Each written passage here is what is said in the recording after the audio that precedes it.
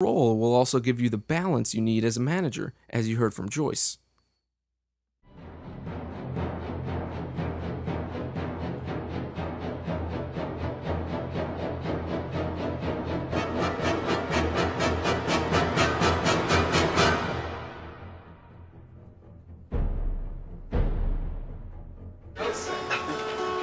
My wife tells me to stop singing at church. Here we go. Ready? Catherine, you gonna lead us? Yeah. Caroline, got one in front of you? Yep. I no longer get stressed out. I now manage okay. Everybody go like this for okay. I found the secret to help me out. There's a hand gesture. I don't want you to be left out, for if it's hiring, firing, delegation, or conflicts of all types. Count with your fingers. Well, it's 1, 2, 3 PhD at the management game. Good job, everybody. Okay. Not Tim, I know you wrote that. Yeah, no, that's a famous song. Okay, so thank you for being here, everyone. And we have some questions on the whiteboard that we may want to address. So why don't we start with them? And then what I thought we would do is go into some of the actual cases from the book there. This is the sampler edition. This is the book, which will be out in hard copy in bookstores around Christmas time, Hanukkah time, but it's available digitally now. So why don't we just take a look at the whiteboard? Anybody have any thoughts on that they'd like to jump into? I do. Shoot. I think we should start with the first one. Now, your management experience, you lead a crew at grassroots campaigns in Boston, correct? I do. Caroline, okay. Yes. I think managers are probably falling short in the area that they don't have personal connection with the people that they're managing. At grassroots campaigns, we all have to do the same work. Even the directors above me, we all are involved with the same work. And so there isn't this superiority over the people that you're managing. It's more of like this understanding. And I think that there's a high respect for those people.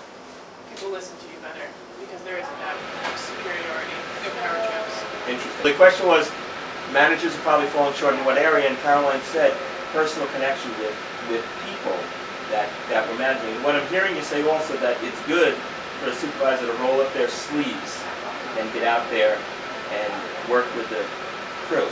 Could be some downsides to that as well. Any thoughts on that? I agree with her. I think that when communication, proper communication, where it's acceptable on both parts, but one of my skills I thought was a positivism. I never asked anyone to do something that I didn't know how to do.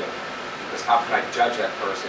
I may not do that, or I probably wouldn't do that on an everyday basis. But if that person's performing that task, I need to know all the processes within the task so I can judge that person if they're doing it properly, or to see if it can be fixed, or if it's actually doing fine. I agree. I think one of the key words that Richard said was knowing how to do the job. What's it called? Definitely agree.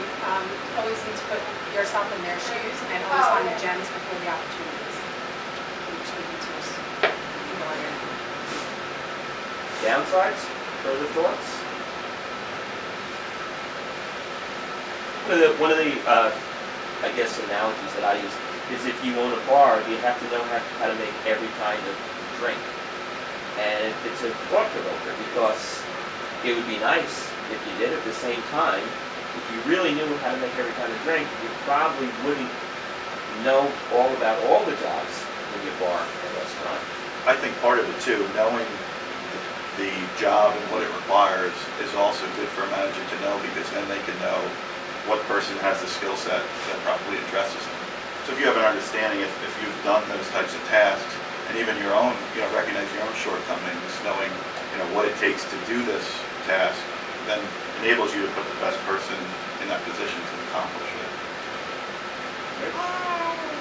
And that's, let me introduce your son. Who is that with here? Owen. Owen, okay? And I would encourage everyone, make it look like we're enjoying the food, the muffins and the croissants and all that other good stuff. So can somebody else? Most managers are terrified that. Gina, what are you terrified as? Being a manager.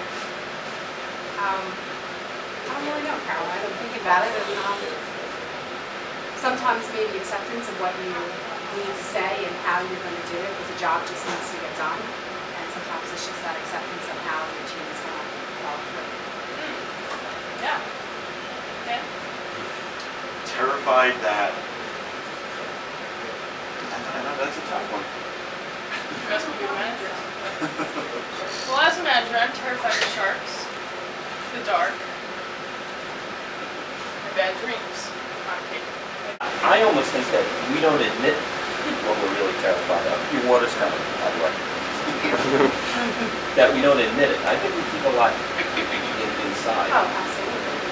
And I think that we're afraid of screwing up. I think we're constantly, I, as a manager, feel like I'm in a minority constantly. Am I making the right decision? Am I doing the right thing? And only, I think, after years of real seasoning and you're back against the wall, do you think, maybe I'm really doing the right thing here. Especially because you second guess yourself sometimes too, the way that you handle the situation, and you look for other feedback or mentor somebody that you started off with and say, how could I have done this better? But not every manager does that either, and it's feedback, so. I think what I might be terrified more in the larger corporate world is budget restrictions.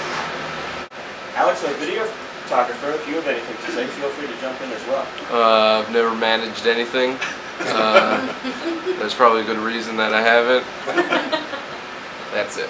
Okay, Number 4. number 4. Can you read that out loud? Some managers are even afraid of what their employees will do or say. Like, Catherine? Now, Catherine's coming at it really from a volunteer perspective, right? High school and stuff. She just graduated high school. We have a youth perspective in here too. Well, from my youth perspective, I would say, I don't really believe that I'm a manager, but I have, helped my peers and been a leader. But I think that I am usually afraid of their reaction if I have to say, like, work harder, because I get very intense, and if they're not doing the best they can, I get upset and frustrated, and I'll tell them like it is. I think it's kind of like will do or say. I'm thinking about that in the workplace.